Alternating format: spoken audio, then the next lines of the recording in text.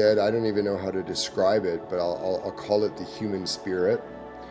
Determination, grit, resiliency, call it whatever you will. There's something inside of us, I believe all of us, that if you can tap into it, it's an enormous potential.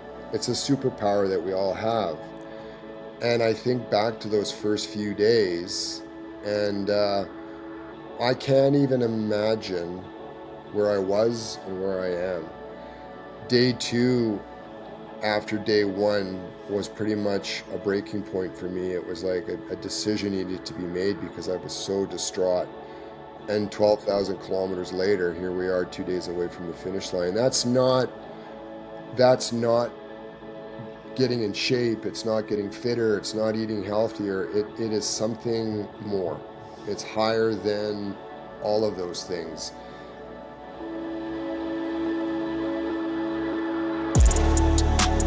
You're listening to the Life Edge Podcast, the place to learn, grow, and succeed.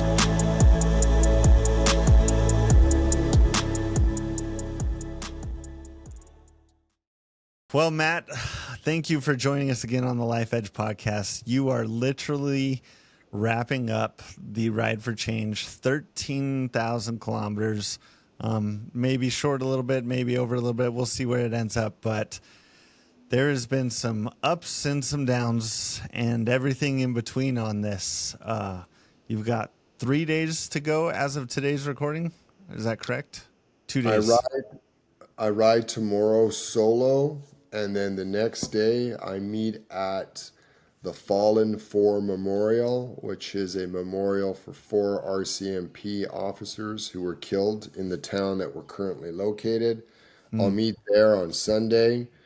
We'll pay our tributes, and then we'll start to ride towards the finish line in Edmonton, Alberta, which is funny to say because that's my hometown. I could sleep in my own bed tonight if I wanted to drive for a couple of hours, but after 100 plus days, I have a few more nights in hotels.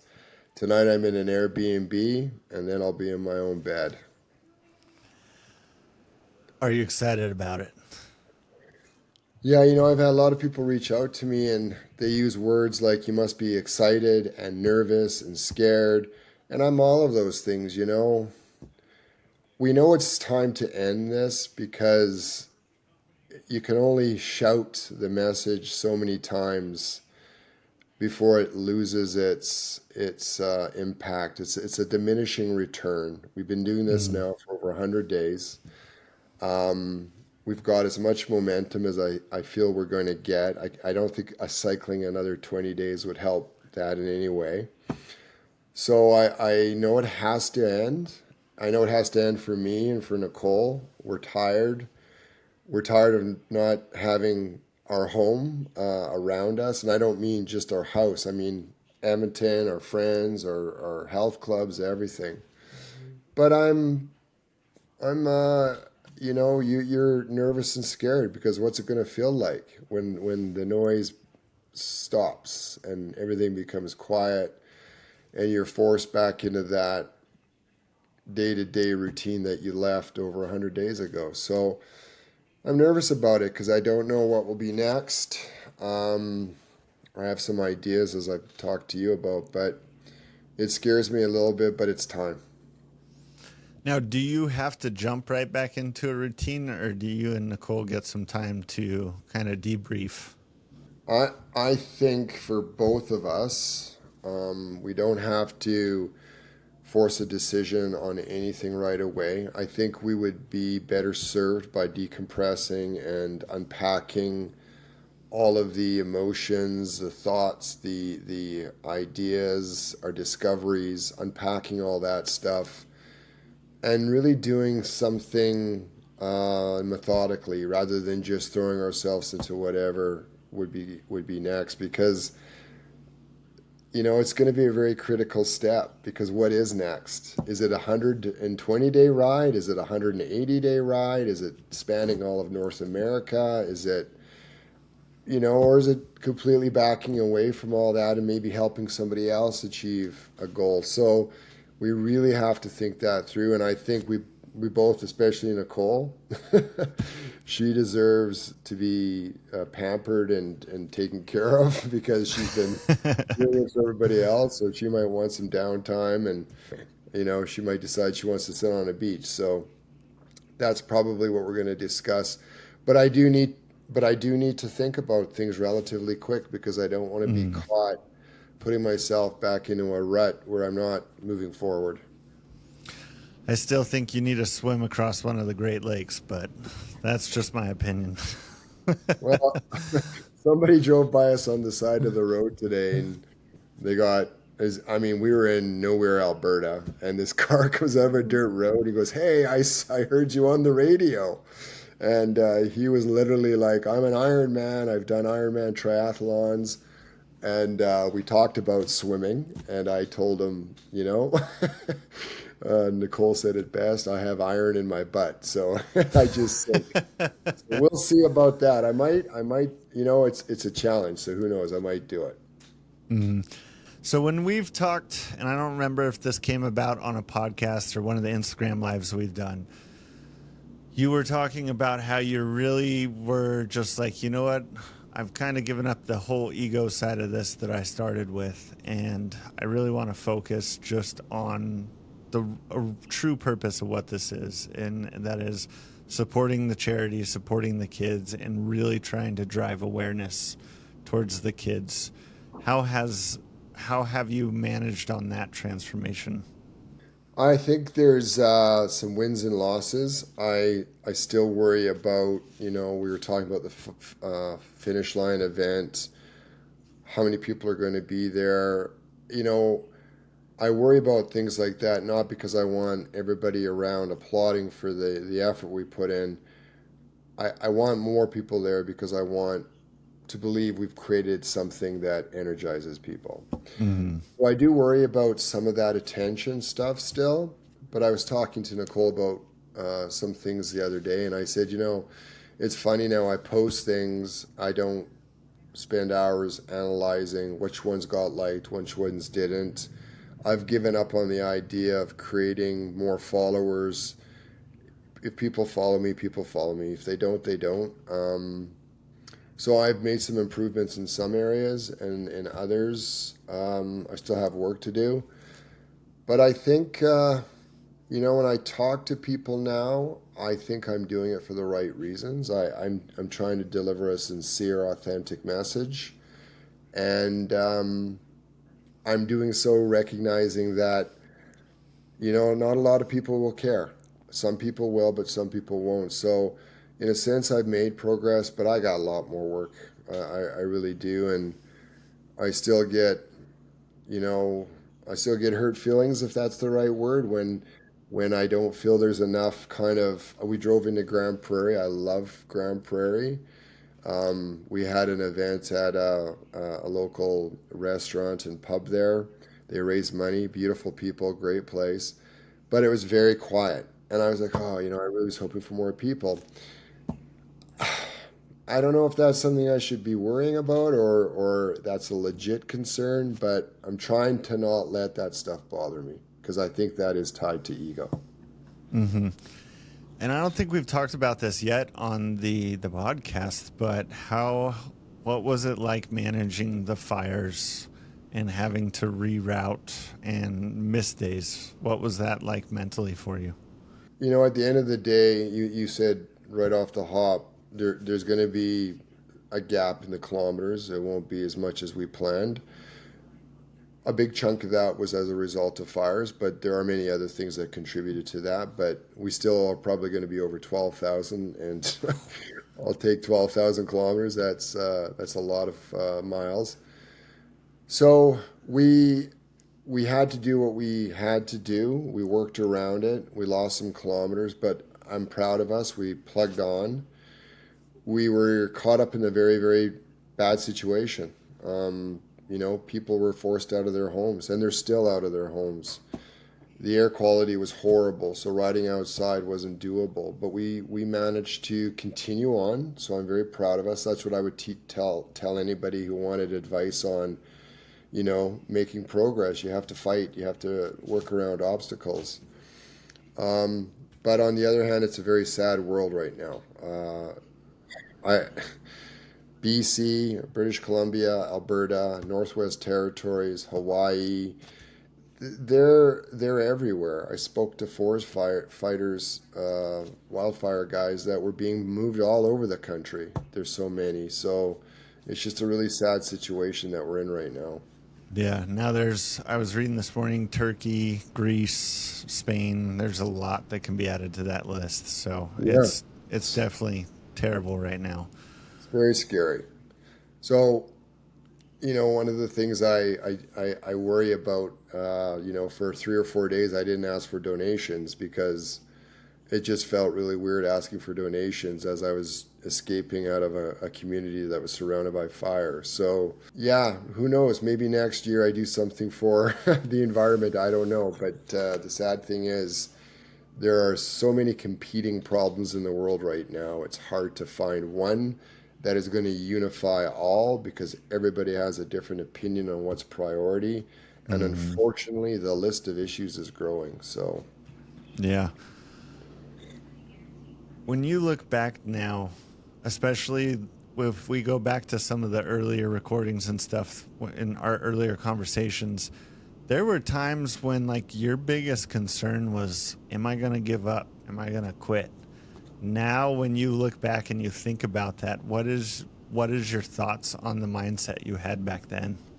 I honestly, I was talking to another group that I deliver mental health kind of messaging around, or stories for that specific area.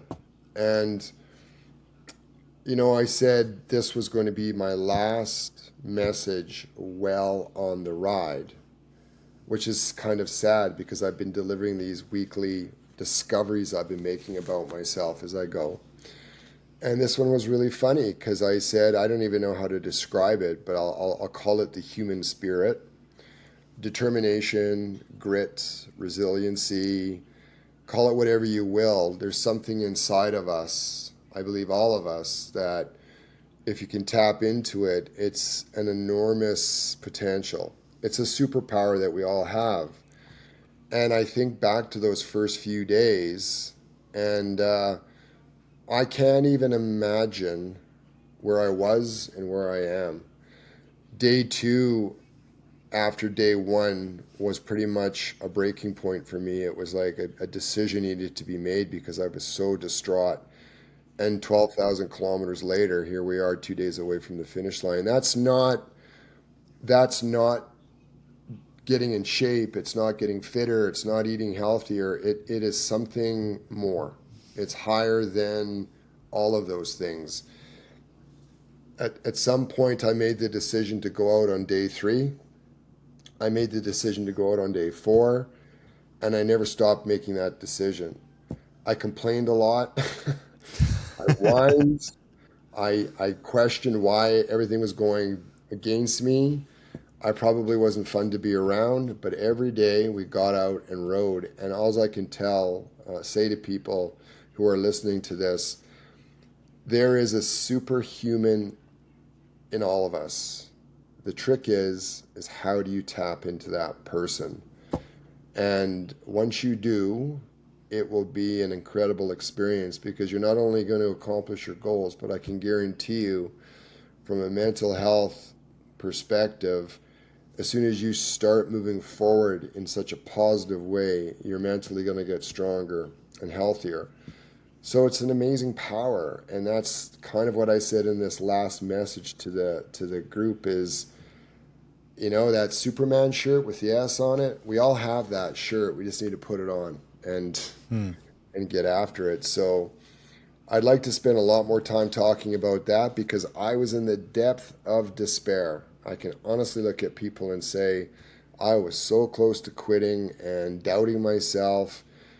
And then all of a sudden, insert 80, 90 days, and you're 2 days away from the finish line. How did I do it? But we did. That's the point. We actually did it. So it's pretty amazing. I think at some point we're going to have a whole podcast just on you sharing some marital advice, because you and Nicole are a power couple, and I know she could probably hear what I'm saying right now, but you two are amazing. And there's few couples that would take on the adventure that you did and come out with the smile I see on your face right now, where it's there a lot of couples, this would be the trip that ended it all, and you two. Yeah, well, first of all, often it gets said that Matt Devine rode across Canada. Matt Devine's approaching the finish line.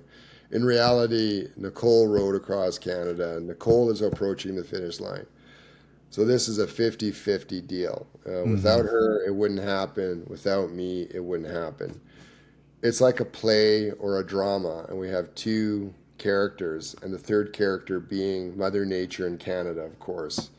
And we went out and we conquered it. But to be fair, we had our moments, and I'm pretty sure she would say, "I've got to grow up. I've got to, man up more often. I whine a lot.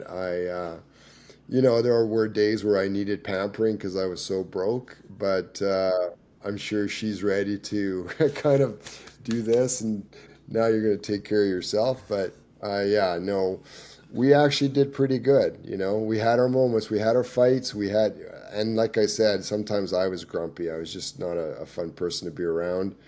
And I would expect more out of her, even though she was doing everything she could. Often she was blamed for events that weren't her fault, but in the moment when you're feeling that despair and that exhaustion, you pick on the person closest to you. So yeah, we have a lot of really good success. We have areas we need to work on. So being a support person is a hard job, man. Like it's not fun at all. So hats off to her. There are people who professionally do this stuff. They know all the ins and outs of it, and she went out and supported me on a 12,000 plus kilometer ride. I don't know how she did it, but she did. So that's off to her. Yeah, I don't think a lot of people understand that it's more than just I'm just driving a vehicle from point A to point B. It's No. they're figuring out, they're making sure rooms are checked in, they're getting the food resupplied, they're getting the fuel taken care of. In her case, she's having to maintain the vehicle because you guys were just on a trip that was so long because I've done adventure rides. I've been the rider in a group Yeah. of people, but I've also been the support staff. And like you said, that is probably just as hard, if not harder sometimes, than being the person actually doing the event. So hats off to her. She's Yeah. been amazingly working her hands to the bone behind the scenes. And so I think it's good to hear, like, a lot of times people don't realize, like, this doesn't happen without an amazing person like her supporting you. No, and I think like the one thing that I feel bad for is that, like I said, it's about me more often than not. People want to talk to Matt Devine. They talk about me riding across Canada, and she asked me, well, how do you see the last day? Because for logistics, am I riding in first? And I said, well, I don't care who rides in first, but at the end of the day, there's going to be two people who hold up their hands, and it's going to be me and you. So it can't just be me; it has to be her. Um, I'll give her the mic on the last day to say her piece because this was a two-person job, 50-50 all the way. And you could debate which was harder. In a way, mentally, mine was easier because all I had to do was strap on the bike and ride. Physically, I probably suffered a lot more, but she had to deal with every little issue that arose from, booking cancellations, cars, logistics, groceries, even medical supplies and attention for me. Bike parts, she's going to wash my bike tonight because the chains need to be cleaned. So, yeah. So I'm going to stress that one last time. This was a 50-50 deal. It doesn't happen. It doesn't happen without. That's why it's not. There is a self-supported class of doing what I did that would take a hell of a lot longer to do.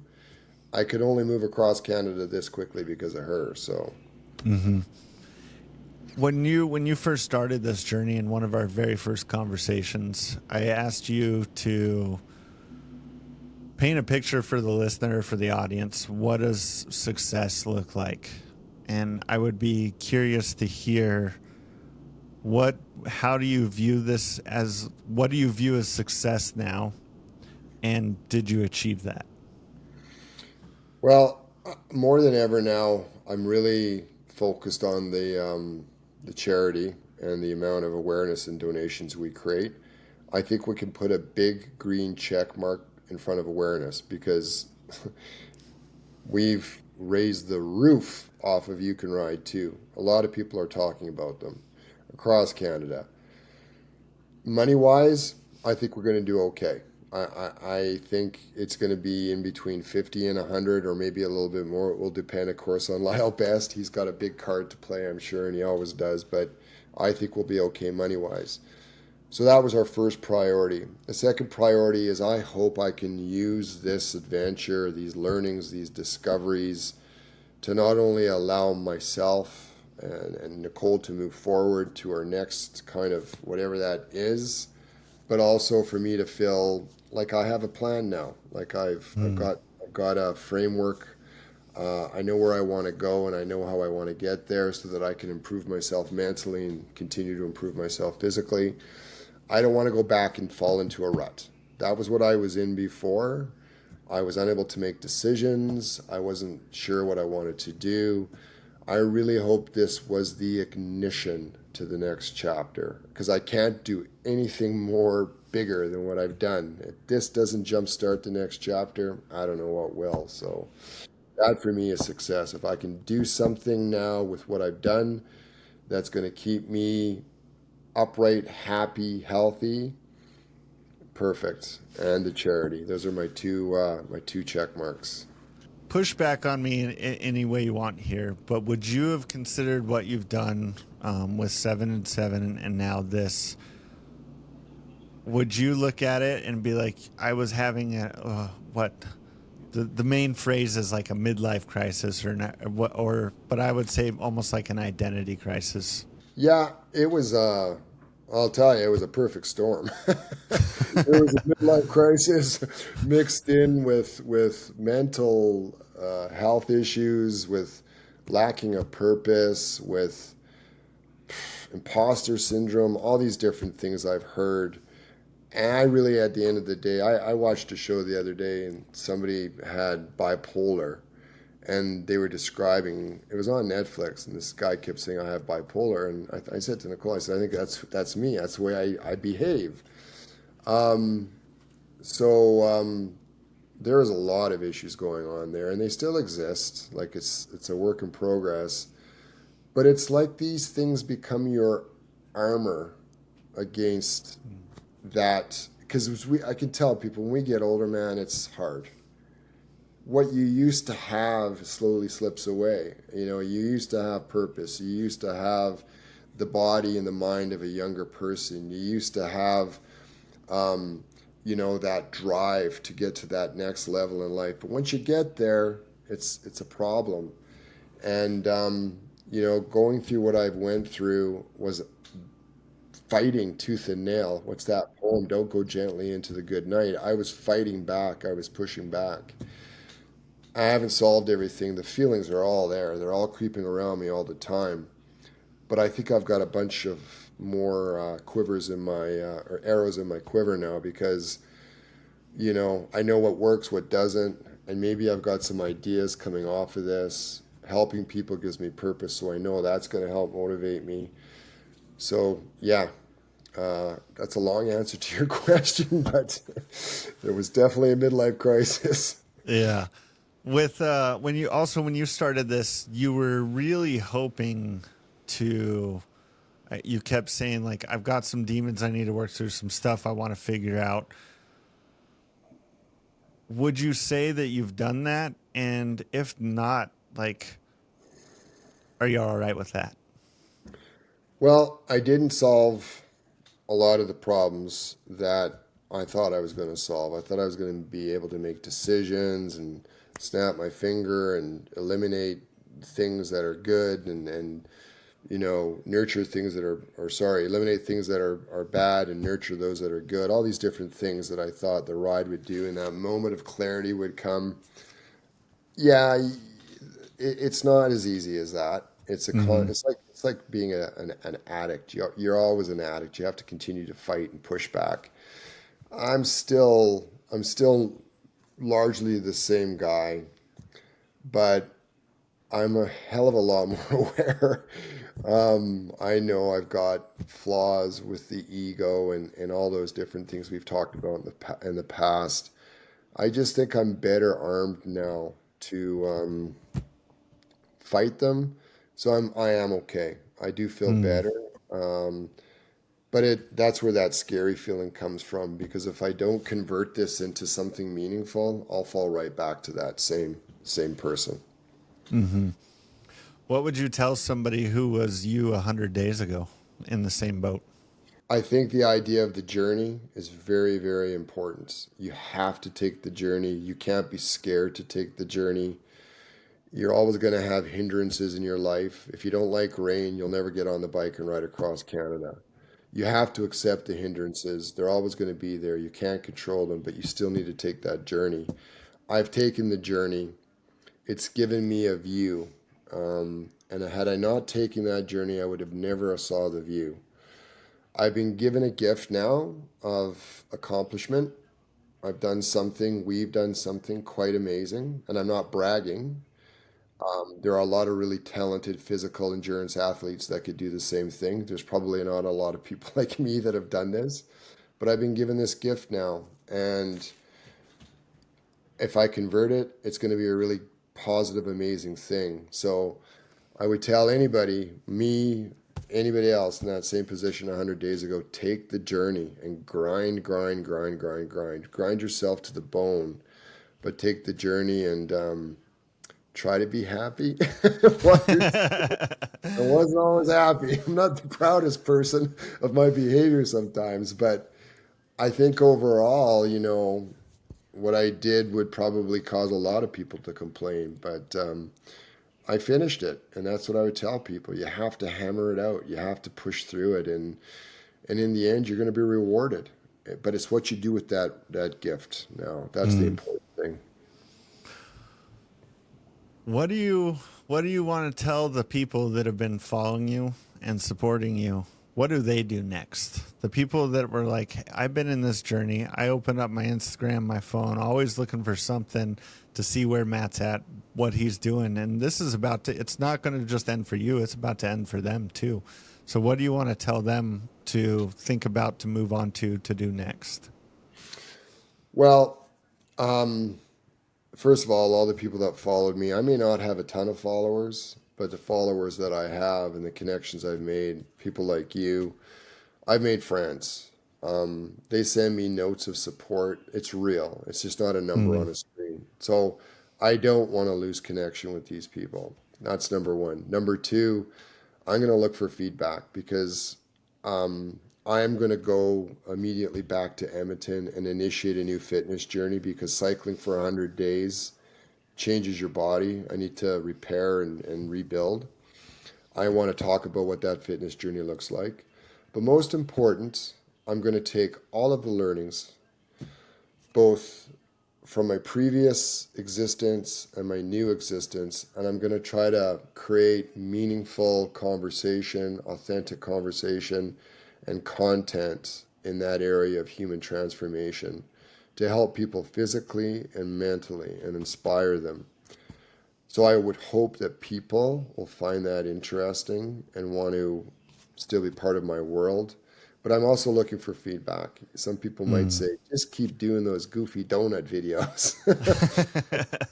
We need to laugh a little bit more in this world, so I certainly will do more of those. But I want to continue the conversation, and but I want to do so in an entertaining way. So if you're out there and you're listening, let me know. Do you want to see more? Do you want to continue to be part of my world? Because if I get enough people, I'm going to put the effort in, because I really appreciate it. Hmm. Is there anything you want to share that I haven't asked you about or we haven't discussed yet from this journey?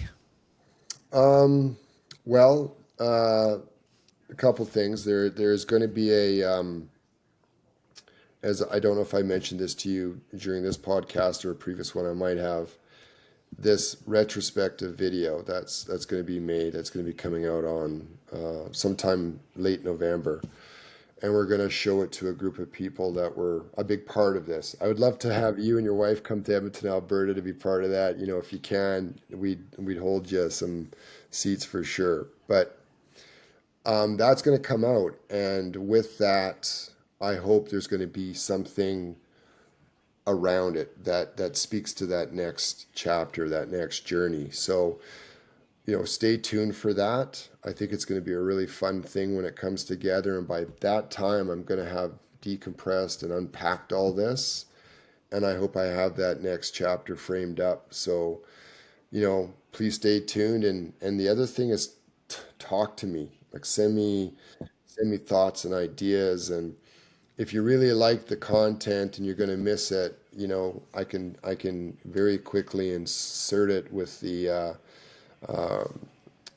next fitness chapter that I'm on, and some of the other stuff I'll be working on. So, but I'm not going to do it just to pad my ego, because I think that's what I was trying to do before.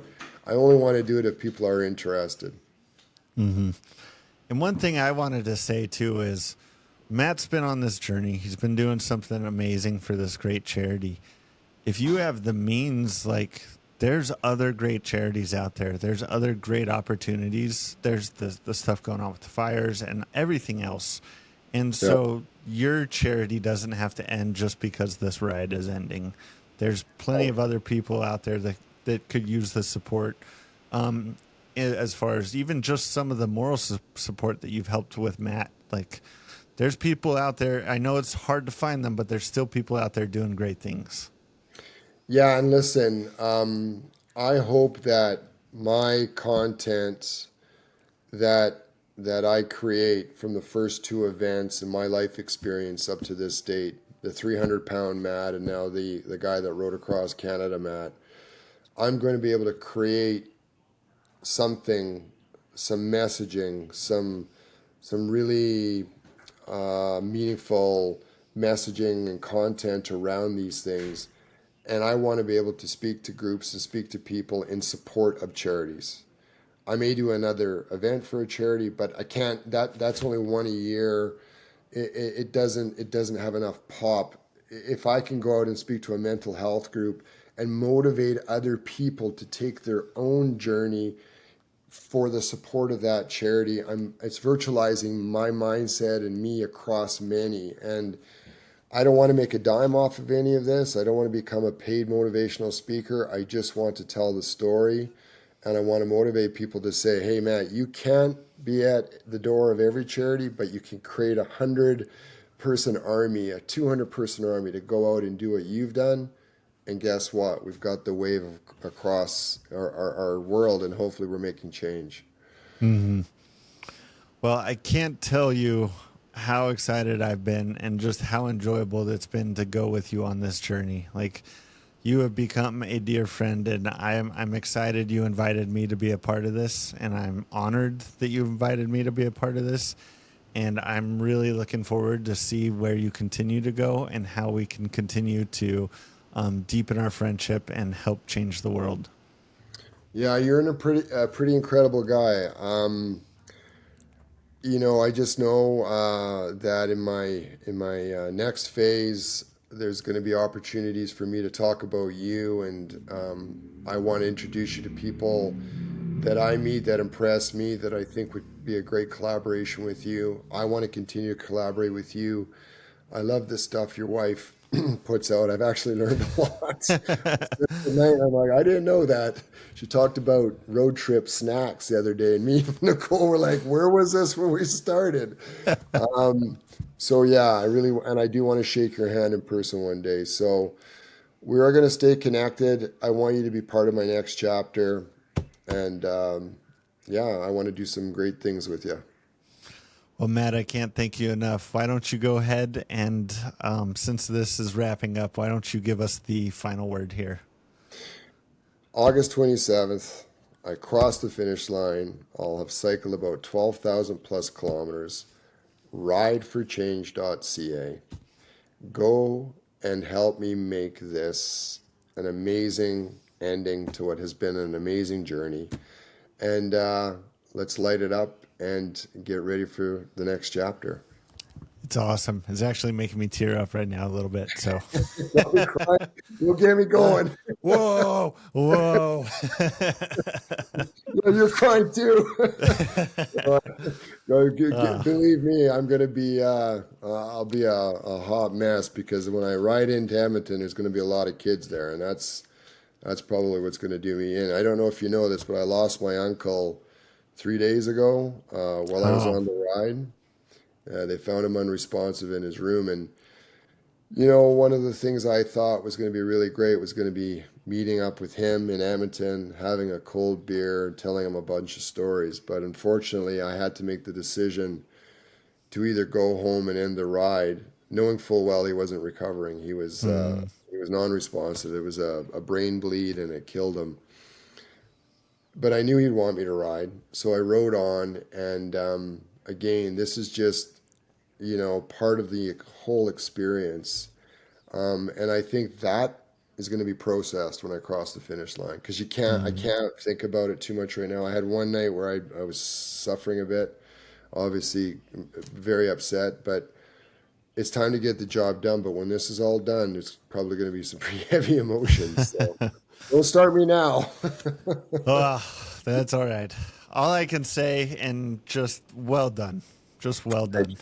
Thank you. And thank you for helping me so much. You really have been a huge help from our first conversation onward. You've actually made me a better person in bringing myself out and talking about myself and exposing myself. You have a really good way of getting through the layers. You know, I didn't want to be transparent. I didn't want to admit my faults. You actually made me be a better person and better able to talk about these things. So kudos to you. I appreciate that. Well, thank you. You Okay. just you're just a good friend. All I was doing was just hanging out with a good friend. One day we're going to do it in person. It sounds good. Well, Matt, thank you so much, and go finish this thing and bring it home. You betcha, my friend. We'll talk soon.